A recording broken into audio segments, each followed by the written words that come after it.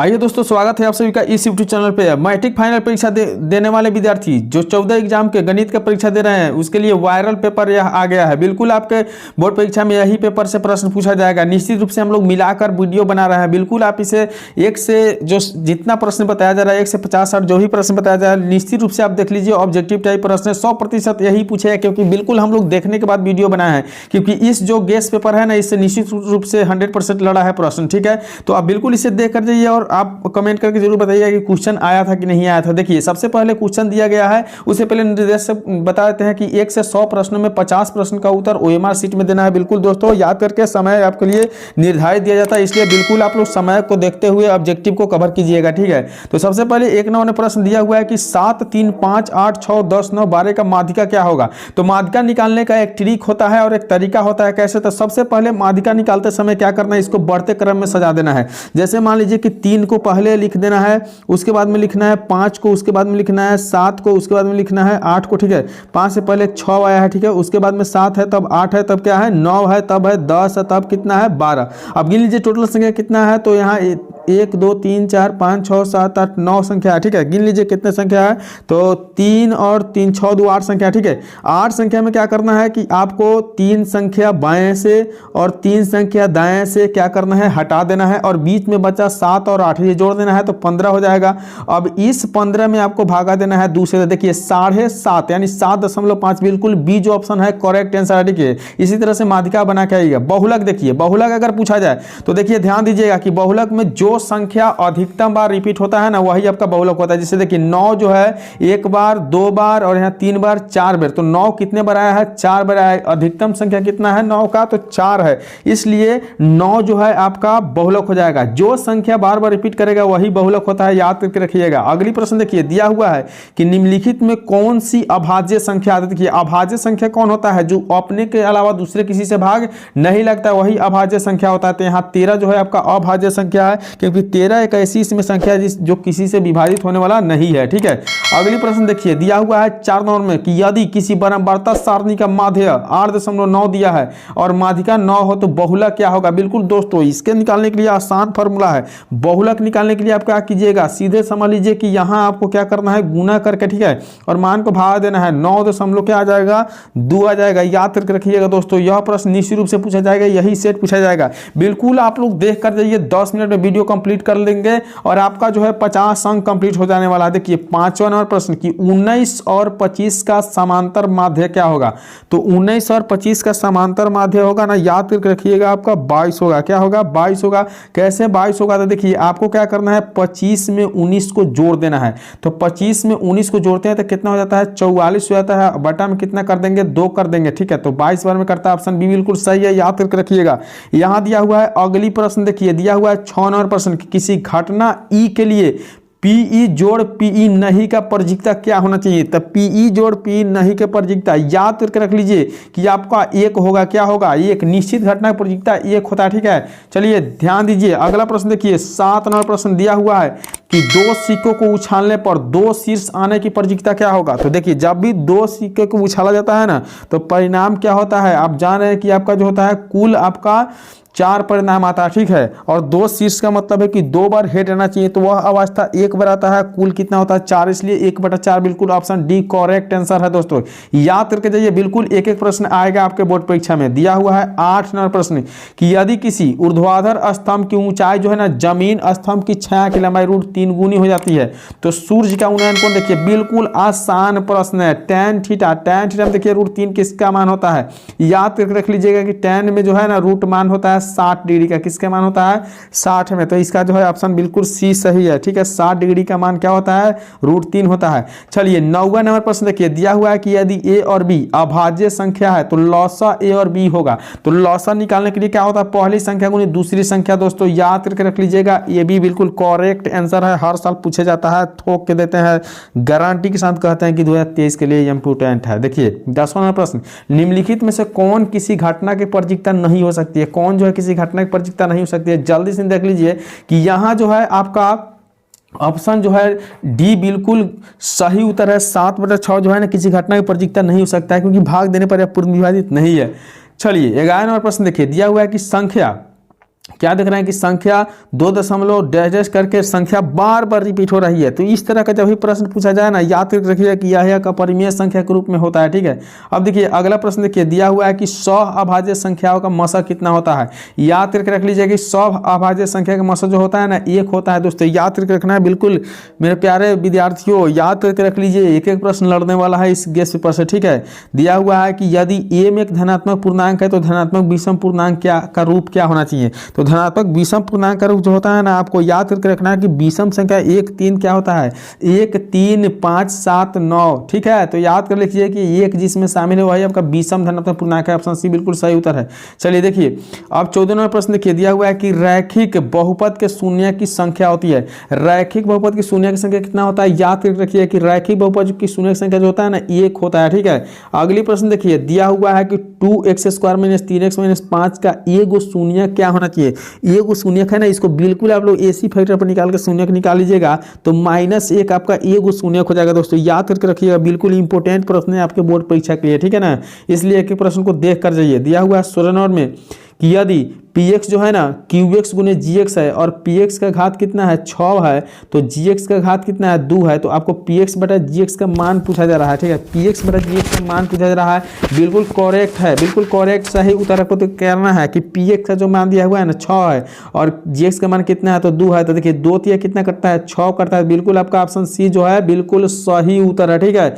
चलिए 17 नंबर प्रश्न देख लेते हैं। दिया हुआ है कि बहुपद 6x² - 11x + 3 के शून्यकों का योगफल क्या होगा। दोस्तों याद करके रखिए, शून्यकों का योगफल जो होता है ना -b/a होता है। तो b का मान यहाँ जो है ना माइनस में 11 है तो माइनस माइनस क्या हो जाएगा +11 और बटा में ये जो है 6, 11/6 प्लस में देखिए ऑप्शन सी बिल्कुल करेक्ट आंसर है दोस्तों। एक एक प्रश्न को मिला कर जाना है क्योंकि यही प्रश्न आपके बोर्ड परीक्षा में रहने वाला है। देखिए 18वां प्रश्न दिया हुआ है कि दो चर xy में रैखिक समीकरण ax + by + c = 0 के वास्तविक संख्याओं के समुच्चय में कितने हल होना चाहिए। तो वास्तविक संख्या के जो समुच्चय है ना उसमें हल होना चाहिए, याद तो रखिएगा 2 हल होना चाहिए। कितना हल होना चाहिए 2। अगली प्रश्न देखिए, दिया हुआ है कि रैखिक समीकरण युग्म 2x + 3y = 5 एवं 4x + 6y = 15 के कितने हल होंगे। याद कर रखिए कि 19वां प्रश्न है, ऑप्शन बिल्कुल डी, कोई हल नहीं होगा। कोई हल कब नहीं होता है, देखिए जब समीकरण जो होता है ना आपका a1/a2 बराबर होता है b1/b2 के और बराबर नहीं होता है c1/c2 का ना दोस्तों, याद रखिए कि इसका कोई हल नहीं होगा, ठीक है। अगली प्रश्न देख लेते हैं। देखिए अब यहाँ दिया हुआ है 20 नंबर प्रश्न की, यदि रैखिक समीकरणों का युग्म संगत है तब उनके द्वारा निरूपित रेखाएं होंगे। देखिए जब संगत होता है तो 2 रेखाएं होता है, एक तो आपको बता दे तो प्रतिच्छेदी होगा या प्रतिच्छेदी या समपाती दोनों होगा, ठीक है ना। क्योंकि यहाँ पूछा जा रहा है कि रैखिक समीकरण का संगत हो तब क्या होना चाहिए, तो संगत होने पर प्रतिच्छेदी और समपाती दोनों होता है, ठीक है ना। याद करके देखिए डिस्कस करने वाला प्रश्न है तो बिल्कुल आपका जो है ऑप्शन डी बिल्कुल सही उत्तर है। 21 नंबर प्रश्न देख लेते हैं।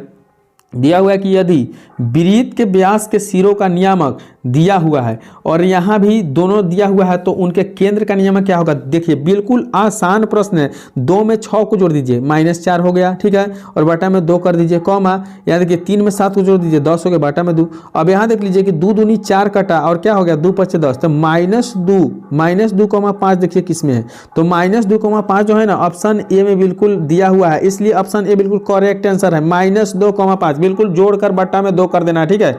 चलिए 22 नंबर प्रश्न देख लेते हैं। दिया हुआ है 22 नंबर प्रश्न में कि त्रिभुज ABC में P और Q बिंदु भुजा AB और AC पर क्रमशः इस प्रकार है कि PQ से अंदर क्या हो जा रहा है BC हो जा रहा है। तो यदि यह मान AP दिया हुआ है तो देखिए इस तरह के मान बनाने के लिए कुछ नहीं करना, आपको निश्चित रूप से समझिए कि AP का बटा में जो पड़ेगा ना, AP के बटा में आप ध्यान देकर कर देते हैं कि AP के बटा में यह पड़ जाएगा, ठीक है। AP के बटा में क्या हो जाएगा, देखिए ऐसे त्रिभुज बनाना है, ठीक है। इसमें A B C यहाँ हो जाएगा P और यहाँ हो जाएगा Q। देखिए AP के बटा में क्या है BP करना है, तो AP के बटा में BP 3 के बटा में 2 हो जाएगा बराबर, यहाँ देखिए AQ के बटा में QC करना है, इसका मतलब 6 के बटा में कितना हो जाएगा 100 हो जाएगा। अब जैसे देखिए हम यहाँ गुना करते हैं तो 3 से 1 में गुना करेंगे 3x हो जाएगा और देखिए 6 दिन कितना हो जाएगा 12, अब 3 से कट गया 3 चौके 12। देखिए याद कर लीजिए 4 सेंटीमीटर कहाँ दिया हुआ है, 4 सेंटीमीटर ऑप्शन बी में दिया हुआ है। तो 22 का जो है ना सही उत्तर आपका हो गया ऑप्शन बी, बिल्कुल बना लेना है इस तरह से। ठीक है, इस तरह के प्रश्न तो बहुत आसान है जो आप प्रश्न देख रहे हैं। 23 नंबर प्रश्न दिया हुआ है कि दो समरूप त्रिभुज के क्षेत्रफल का अनुपात दिया हुआ है। तो क्षेत्रफल का जो अनुपात दिया है तो उसकी संगत ऊंचाई का अनुपात क्या होना चाहिए दोस्तों? बिल्कुल 3 किसका वर्गमूल होता है? 9 का वर्गमूल कितना होता है? तो 3 होता है। 4 का वर्गमूल कितना होता है? 2 होता है। तो 23 का जो बिल्कुल करेक्ट आंसर है तो ऑप्शन बी बिल्कुल सही है। कितना है? 3:2। चलिए अगली प्रश्न देख लेते हैं। 24 नंबर प्रश्न दिया हुआ है कि त्रिभुज पी क्यू आर में पी क्यू बराबर क्या है? पी क्यू स्क्वायर बराबर पी आर स्क्वायर जो क्यू आर स्क्वायर। तो त्रिभुज का कौन सा कोण जो होगा ना समकोण होगा। बिल्कुल समकोण पूछा जा रहा है। तो पी क्यू आर में क्या होगा? तो इस तरह से आप बना सकते हैं त्रिभुज बना के इसे पी कर लीजिए, इसे क्यू कर लीजिए, इसे आर। तो पूछा जा रहा है कि P Q square, P Q square देखिए क्यू यहाँ आ जाएगा, आर यहाँ हो जाएगा, तो आर कोण बिल्कुल आपका समकोण हो जाएगा। तो 24 का बिल्कुल सही जो उत्तर हो जाएगा ऑप्शन सी हो जाएगा। बिल्कुल समझ के बनाना है। 25 नंबर प्रश्न देख लेते हैं। दिया हुआ है कि किसी वृत्त को दो अलग बिंदुओं पर प्रतिच्छेद करने वाली रेखा को क्या कहते हैं? तो किसी वृत्त को दो अलग अलग बिंदुओं पर प्रतिच्छेद करने वाली रेखा को क्या कहते हैं? याद करके रखिए कि इसे छेदक रेखा कहा जाता है। कौन सा रेखा? छेदक रेखा। देखिए 26 नंबर प्रश्न देखिए। दिया हुआ है कि यदि जीवा ए बी वृत्त के केंद्र पर 60 डिग्री का कोण आंतरित करता है तो ए और बी बिंदुओं पर खींची गई स्पर्श रेखा के बीच का कोण कितना होगा? दोस्तों इंपॉर्टेंट प्रश्न है, देख कर जाइएगा, मिस नहीं करना है। तो इसका जो ऑप्शन डी बिल्कुल सही उत्तर होगा। ठीक है, बिल्कुल डी आपका सही उत्तर है, दुगुनी कर देना है। अगली प्रश्न देख लेते हैं। दिया हुआ है कि एक वृत्त पर कितनी स्पर्श रेखाएं खींची जा सकती है? याद करके रखिएगा कि एक वृत्त पर जो है 2 स्पर्श रेखाएं, कितनी? 2 स्पर्श रेखाएं खींची जा सकती है, लेकिन किसी बिंदु से बोला जाए तो अनंत। यहाँ बिल्कुल करेक्ट आंसर अनंत होगा। ठीक है, अगली प्रश्न देख लेते हैं। दिया हुआ है 28 नंबर प्रश्न देखिए। दिया हुआ है कि √1 + tan स्क्वायर किसके बराबर होता है? याद करके रखिएगा कि ये स्क्वायर से रूट कटने के बाद में क्या हो जाएगा? सेक जो बिल्कुल सही उत्तर है आपका 28 नंबर का सही उत्तर देखिए क्या होगा? 28 के बिल्कुल सेक है, याद करके रखिएगा। यहाँ देखिए दिया हुआ है कि कोसेक स्क्वायर 57 डिग्री और tan स्क्वायर जो है ना माइनस कितना है? माइनस में tan स्क्वायर 33 डिग्री है। बिल्कुल इसका मान क्या होना चाहिए? देखिए बिल्कुल इस तरह के प्रश्न से घबराना नहीं है, आपको इस तरह के प्रश्न बिल्कुल बना कर आना है दोस्तों, और बना के आंसर लिख देना है। ठीक है, कि इसमें कहीं से कोई दिक्कत नहीं है, एक आंसर इसका कन्फर्म है। ठीक है, अगली प्रश्न देख लेते हैं। दिए 30 नंबर प्रश्न दिया हुआ है। देखिए एक प्रश्न इंपॉर्टेंट है कि cos 48 डिग्री और माइनस में sin 42 बिल्कुल यहाँ है, किसी एक को चेंज करने पर माइनस के बाद में 0 होने वाला है। तो 30 का जो बिल्कुल सही उत्तर है ऑप्शन बी 0 हो जाएगा, क्योंकि देखिए इस cos को बदलिएगा तो sin में बदलेगा, sin में sin घटेगा तो 0 होता है। देखिए दोस्तों 31 नंबर प्रश्न कितना इंपॉर्टेंट है। यदि दिया जा रहा है कि 4, 5, 9, 11 प्लस x का माध्य 7 है तो x का मान निकाले। बिल्कुल माध्य बराबर क्या होता है? आंकड़ों का योग बटा आंकड़ों की संख्या। तो माध्य का मान 7 हो गया बराबर आंकड़ों का योग कर लेते हैं। तो 4 में 5 जोड़ेंगे तो 9, 9 18, 18 में 11 जोड़ देंगे कितना हो जाएगा? 29 जोड़ x। ठीक है, 29 जोड़ x लिखने के बाद बटा में संख्या इसकी देखिए कितनी है। तो संख्या देखिए 1, 2, 3, 4, 5 है, बटा में 5 कर दीजिए। अब देखिए 7, 5, 35 और 29 जोड़ x बराबर 7, 5, 35। x का वैल्यू कितना हो जाएगा? 35 में से 29 घटेगा, बिल्कुल 6 आंसर। ठीक है, बिल्कुल देखिए ऑप्शन ए सही है, बिल्कुल 31 का करेक्ट आंसर ए। एक एक पॉइंट को समझते चलना है, बिल्कुल इस तरह से आपको बना लेना है। चलिए आप देखते हैं कि 32 नंबर प्रश्न दिया हुआ है कि द्विघात समीकरण 4x² + 4x + 1 के मूलों की प्रकृति कितना होगा? बिल्कुल b का मान निकालना। d बराबर क्या होता है? b² - 4ac। ठीक है, बिल्कुल आपको ध्यान देना है। b का मान 4 के स्क्वायर 16 माइनस 4ac का मतलब होता है कि 4 और 1 जब कितना है? 4 है, तो 4 चौका 16, 16 एकम 16 कितना है? 16। बिल्कुल 0 आएगा। तो वास्तविक और समान होना चाहिए, बराबर होना चाहिए। याद करके रखिए कि इस तरह के प्रश्न बिल्कुल छोड़कर नहीं आना है। ऑप्शन भी बिल्कुल करेक्ट है, वास्तविक और बराबर, चाहे वास्तविक और समान पूछा जाए। देखिए 33 नंबर प्रश्न दिया है कि यदि 3a बराबर 90 डिग्री हो तो sin a का मान कितना होना चाहिए? देखिए 3 जब बटा में आएगा कटेगा 30 डिग्री, तो sin 30 डिग्री का मान कितना होता है दोस्तों? sin 30 डिग्री का मान जो होता है ना 1/2 होता है। याद रखिएगा ऑप्शन बिल्कुल सी सही है। 33 का जो ऑप्शन सी बिल्कुल सही है। एक एक प्रश्न को मिलाते चलिए, बिल्कुल आपका कन्फर्म है, यही पेपर में आने वाला है। ठीक है, 34 नंबर प्रश्न देखिए। 34 नंबर प्रश्न दिया हुआ है कि sin 45 degree plus theta minus cos 45 degree minus theta का मान कितना होने वाला है? देखिए a² - b² का एक फार्मूला आप पढ़े थे, याद करके रखिएगा, वही फार्मूला पर पूछा गया है। बिल्कुल आपको 0, क्योंकि यहाँ चेंज कर लेना है, यहाँ चेंज करना है, माइनस है बीच में, घटने के बाद क्या हो जाएगा? 0। अब 35वां प्रश्न देखिए। रैखिक समीकरण युग्म दिया हुआ है 5x + 2y = 16 और 7x - 4y = 2 के हल हो सकता है। बिल्कुल इसे आप किसी भी समीकरण पर तोड़कर, रैखिक समीकरण दिया हुआ है तो बिल्कुल आप बिलो प्रतिस्थापन, प्रतिस्थापन या वज्र गुणन किसी भी तरह से तोड़कर आंसर निकाल लीजिएगा। तो आंसर निकालने के बाद आपका आंसर जो है x का मान 2 और y का मान 3 आएगा। x का मान 2 और y का मान कितना आएगा? 3 आएगा। दोस्तों 36 नंबर प्रश्न की ओर बढ़ते हैं। दिया हुआ है कि त्रिभुज ABC और त्रिभुज DEF के समरूप है एवं इसके क्षेत्रफल 36 दिया हुआ है। तो मान लीजिए इसका 49 तो संगत भुजाओं का अनुपात कितना हो जाएगा? देखिए तो 36 किसका वर्गमूल होता है? तो 6 का। उसके बाद में 49 का वर्गमूल कितना होता है? 7। तो देखिए 6:7 किस में दिया हुआ है? 6:7। याद कर लीजिए ऑप्शन बी बिल्कुल सही उत्तर है 36 नंबर। दोस्तों एक एक प्रश्न को कवर करके जाना है, बोर्ड एग्जाम में धमाका करके आना है, थोड़ा सा भी घबराने की जरूरत नहीं है।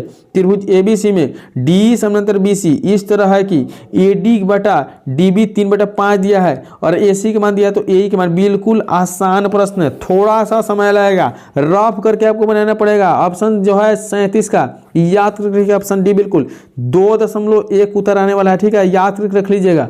अगली प्रश्न चलिए देखते हैं। यहाँ दिया हुआ है कि 38वां प्रश्न 10 cm त्रिज्या वाली वृत्त की एक जीवा वृत्त के केंद्र पर समकोण बनाती है तो उस जीवा की लंबाई कितना होना चाहिए? 38वें प्रश्न को याद करके रखिए कि 38वें प्रश्न का जो सही उत्तर है ऑप्शन सी 10√2 कितना होना चाहिए? 10√2 होना चाहिए। अगली प्रश्न की ओर बढ़ते हैं। 39वां प्रश्न दिया हुआ है कि cos 60 degree into cos 30 degree minus 60 degree into क्या है? sin 30 डिग्री का मान कितना होगा? बिल्कुल sin 60 डिग्री के मान यहाँ और sin 30 डिग्री के मान cos 60 डिग्री और cos 30 डिग्री के मान रखना है। बिल्कुल आपका मैथ कंप्लीट हो जाने वाला है दोस्तों। और इसके बाद आंसर कितना आने वाला है? तो 39 का जो ऑप्शन जो बिल्कुल सही उत्तर बता दे तो सी का मान 0 आने वाला है, क्योंकि बिल्कुल दोनों मान बराबर होकर कटने वाला है। ठीक है, माइनस है बीच में। 40वां प्रश्न देखिए, दिया हुआ है कि रैखिक समीकरण में चर के घात की संख्या होती है। रैखिक समीकरण में चर की घात की संख्या कितनी होती है? तो 1 होती है। याद करके रखिएगा कि रैखिक समीकरण का पावर कितना होता है? 1 होता है। ठीक है, अगली प्रश्न 41वां प्रश्न दिया हुआ है कि निम्नलिखित में से कौन अपरिमेय नहीं है? कौन अपरिमेय नहीं है? इसका मतलब परिमेय है। आपसे परिमेय पूछा जा रहा है। चलिए यहाँ देखिए, यहाँ देखते हैं। यह तो आपका बिल्कुल अपरिमेय संख्या है, ये भी अपरिमेय संख्या है, यह भी अपरिमेय संख्या है। यहाँ देखिए 25 से कटेगा और यहाँ देखिए 16 यानी 25 या 75 और 16 3 48। 25 का वर्गमूल 5 हो जाएगा और 5 3 15 और बटा में कितना होगा? 16 का वर्गमूल 4। 15/4 बिल्कुल आपका ऑप्शन डी सही उत्तर है। 41 का ऑप्शन डी लिख कर रख लीजिए, नोट करके रख लीजिए, छपने वाला है। 42वां प्रश्न दिया हुआ है कि अल्फा एवं बीटा द्विघात बहुपद इतना का जो है शून्य है ना, तो अल्फा जो बीटा का मान -b/a कर दीजिए दोस्तों। b का मान -3 है तो प्लस 3 कितना हो जाएगा? 3। कटने के बाद कितना होना चाहिए? देखिए ये होना चाहिए, लेकिन इसमें ऑप्शन नहीं दिया गया तो ठीक है, हम लोग देखने की कोशिश करते हैं कितना है। तो बिल्कुल 42 का ए दिया है, 3 दिया है, लेकिन आपको थोड़ा सा प्रॉब्लम होने वाला है। बिल्कुल प्रॉब्लम नहीं होने वाला है, ए का मान 1 है, बिल्कुल 3 सही उत्तर है। चलिए अगली प्रश्न देखते हैं। 43वां प्रश्न दिया हुआ है कि द्विघात बहुपद x² + 1/6x -2 का शून्यक हो गया। बिल्कुल आपको इसी फैक्टर से शून्यक निकालना है, थोड़ा सा समय लगेगा। इसका आंसर आ जाएगा -3/2 4/3। याद करके रखिएगा। यहाँ देखिए दिया हुआ है 44वां प्रश्न कि यदि दो संख्याओं का गुणनफल 2166 है और उनका मसा 19 है, बिल्कुल 19 से आपको भाग दे देना है। जैसे 2166 में आप 1900 भाग दीजिएगा, देखिए 19 से कम 19, यहाँ कितना आ गया? 2 आ गया 6, 19 से कम 19 देखिए कितना आ गया? तो आपका आ गया 7। अब 6 उतरेगा 19 चुका 76, 114 देख लीजिए किस ऑप्शन में है। बिल्कुल सी करेक्ट आंसर है। अगली प्रश्न की ओर बढ़ते हैं कि यदि px का एक गुणनखंड x + 1 हो तो इतना का बराबर शून्यक होना चाहिए। तो देखिए 45 का जो सही उत्तर है ना, याद करके रख लीजिएगा। 45 का सही उत्तर ऑप्शन है -1 हो जाएगा, क्योंकि x + 1 बराबर क्या है? 0 है, तो x के बराबर क्या हो जाएगा? -1। ठीक है, याद करके रखिएगा। चलिए 1 से 45 वस्तुनिष्ठ प्रश्न हम कंप्लीट करा दिए हैं। नेक्स्ट वीडियो देखने के लिए तैयार रहिए, जल्द ही मिलेगा, आधा घंटा के अंदर में नेक्स्ट वीडियो आने वाला है। तो चलिए वीडियो देखने के लिए धन्यवाद। चैनल पर नए हैं तो सब्सक्राइब करके बेल आइकन को जरूर प्रेस कीजिएगा। मिलते हैं अगली वीडियो में, तब तक के लिए बाय।